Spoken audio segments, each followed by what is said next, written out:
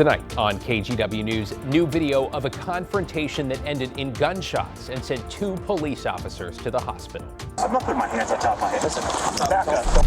Plus, for the first time, we're hearing from a father who nearly lost his children in an unimaginable tragedy. I could not have had that laughter. They could have been gone. Then, in a follow-up to a KGW investigation, a Northwest lawmaker leads the way to limit the sale of laughing gas. It shouldn't be marketed to anybody.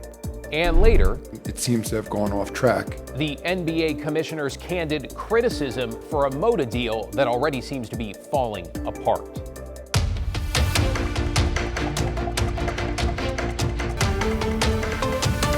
A very good evening, everyone. We want to get right to breaking news and 2 shootings in Portland. The first not far from North Portland's Roosevelt High, where police say a 13-year-old boy was shot on the sidewalk. This is a live look at the scene where North Burr Avenue is still closed. The shooting happening just before 9, and authorities say the teen was seriously injured and taken to the hospital. They have not made any arrests yet and are asking anyone who knows where the shooter or shooters might be to please call 911. We are also tracking a second shooting near Mount Tabor, where police say a woman was seriously hurt and inside her home. This is along Southeast 70th near Division. Authorities believe the woman's injuries are not life-threatening. One person there has been detained. Okay, to more breaking news, this time in northeastern Oregon, where we are tracking a growing wildfire. Tonight, the Lower Dry Creek fire in Umatilla County has grown to 5,000 acres. That's since it sparked just over 24 hours ago. The area is under level 3 go now evacuation orders have expanded considerably within the last couple of hours. Now include all of Weston, that is just south of Milton Freewater.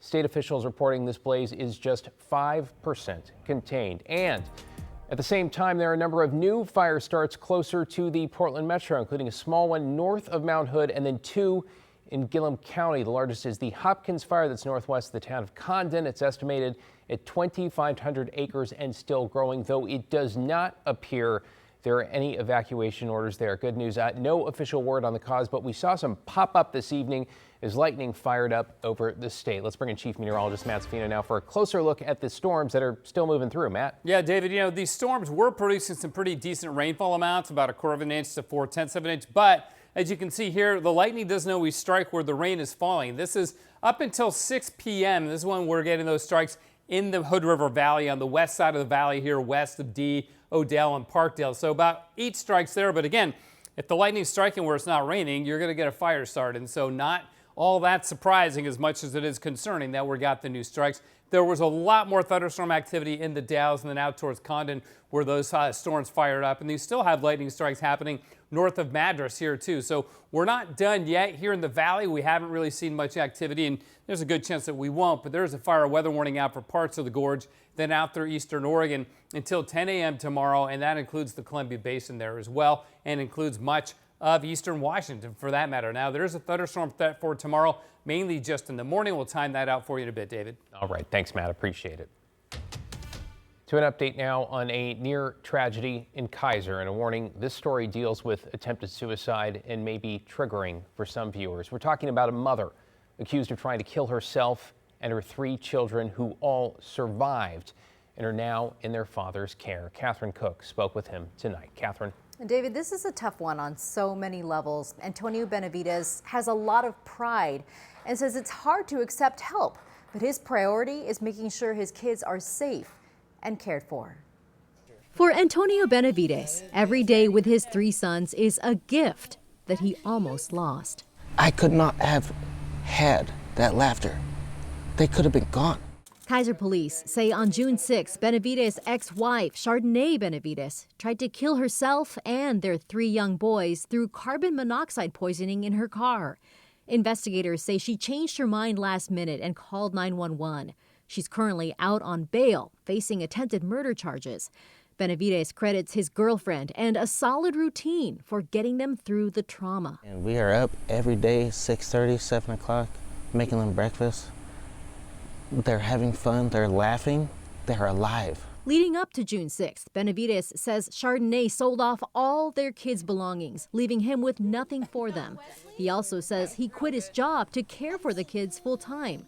Loved ones started this GoFundMe to help offset mounting costs. Anybody that's helped me or anybody that has put money towards my GoFundMe, thank you so much. I appreciate it. I really needed it. Despite the challenges, Benavides says he's trying to stay strong and that despite all the unknowns, nothing would be worse than being without his kids. It drives me so much. It drives me to make sure that they're okay. We'll post a link to that GoFundMe in our story on KGW.com. Chardonnay Benavides is due back in court July 30th. David. One family going through so much. Catherine Cook there. Thanks, Catherine. A reminder, if you or someone you know needs help, it's available 24/7. One place to start, the National Suicide and Crisis Lifeline. Just call or text 988. Again, that number is 988. To get you caught up on tonight's other headlines now, the driver involved in a deadly hit and run that killed a tigered mother has pleaded guilty as part of a plea deal. Today, a judge sentenced Ashley Cruz to 30 days in jail, 30 days and 3 years probation in connection with the 2023 death of Maria Negrete. We heard from Negrete's family, who say this doesn't feel like justice. Just remembering her, the way I saw her on the hospital bed, she didn't definitely need to do time for that. Cruz, the driver, is currently in treatment for substance abuse, though it's not clear if that played a role. When the judge asked why she left the scene after the hit and run, Cruz did not have a response. 30 days. New tonight, Westland police are looking for additional victims of a Lake O man accused of kidnapping and strangling 2 women last September. Authorities say 45-year-old Nathan Skates offered the women a ride and then held them against their will, then threatened to sexually assault them. Skates was arrested on Tuesday on new assault charges. Authorities say he often drives a tan GMC Sierra or green Jeep Cherokee, often near 82nd in Portland and Clackamas counties. Anyone with information should call West Lynn Police. And Portland City Council spent hours tonight discussing how to restore some services and job cuts made in the original budget for next fiscal year, though tonight they did not make any final decisions. Council is trying to decide whether to use leftover money from the Clean Energy Fund or from the General Fund contingency. The goal, to restore jobs across several bureaus, including parks, transportation, and fire. They also want to increase police training. Discussions will continue tomorrow. For the first time, we're getting a look at the moments a suspect shot and injured 2 Portland police officers who were trying to detain him. The video was played in court as prosecutors argued for the suspect to be kept behind bars. A warning, some of you may find this difficult to watch. Here's John Adams. The man accused of shooting and wounding 2 Portland police officers in January sat in a Multnomah County court on Wednesday as prosecution played body camera video captured by officers the night of January 19th. It shows officers responding to a call about a man that had pulled a knife on another person near Northeast 21st and Clackamas. When police got there, prosecutors say they encountered Eric Olkers. During the exchange, the suspect says he was in an argument with a person walking a dog, but denies pulling a knife.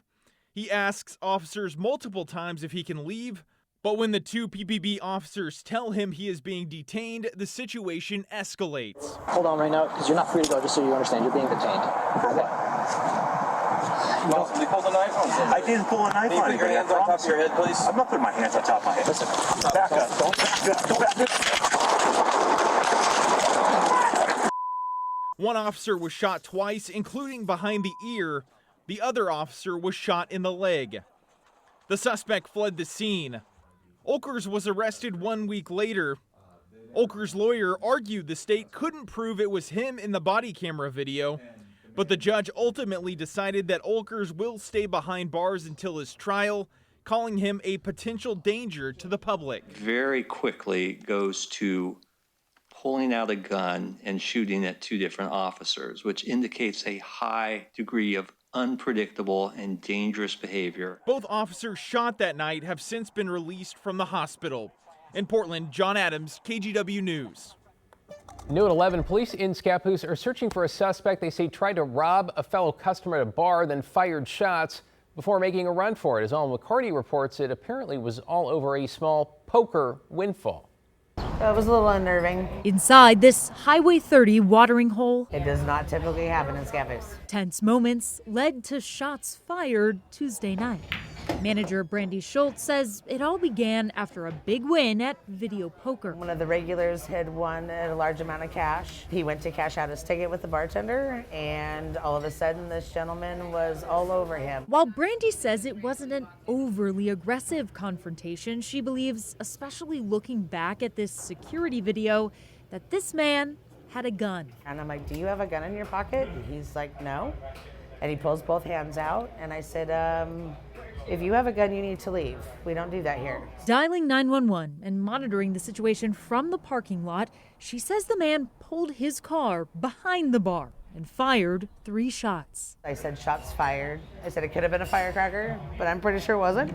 Scappoose police found the suspect's car crashed in St. Helens, but have yet to find the suspect, identified as 24-year-old Manuel Magana Moon. Brandy's glad things didn't escalate further. And sometimes that happens, but they usually just leave and it's no big deal, and this time it didn't. In Scappoose, Alma McCarty, KGW News. To a live look at the Moda Center now, with the NBA commissioner saying negotiations over its future and by extension the Blazers have, quote, gone off track. Commissioner Adam Silver criticizing a lack of progress, his words, toward a deal between the city and team, in the most candid comments we've seen from him in weeks. I was hoping more progress would have been made by now on that agreement, and it seems to have gone off track. We're working with both sides to ensure that the Trailblazers can have a long-term future in Portland, but there are several open issues that still need to be resolved. Many issues. Right now, the city's on the hook for over $100 million in order to upgrade the arena, to hold on to state money, and to keep the NBA from allowing the Blazers to leave. The mayor saying the city needs more detail about a design and where the funds would go, but the Blazers say they've shared some of those elements, and the city has more information and detail than the state did when it approved some $350 million in funding. So up next, a city council work session next Wednesday and an August 12th deadline for a so-called term sheet that would be a formal commitment from the city that would guide the negotiation process. So many outstanding questions with arguably so much at stake, and we'd like to know what you're wondering about when it comes to the future of Moda. You can text your question to this number. It's 503-226-5088. We will add it to our long and growing list as we work to get clarity and, of course, answers.